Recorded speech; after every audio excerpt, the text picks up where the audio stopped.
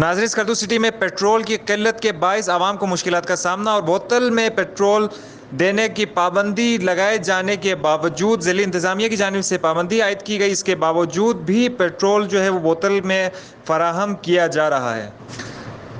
नाज़रीन, स्कर्दू सिटी में पेट्रोल की किल्लत के बाइस आवाम को मुश्किलात का सामना और बोतल में पेट्रोल देने की पाबंदी लगाए जाने के बावजूद ज़िली इंतज़ामिया की जानिब से पाबंदी आयद की गई। इसके बावजूद भी पेट्रोल जो है वो बोतल में फ़राहम किया जा रहा है।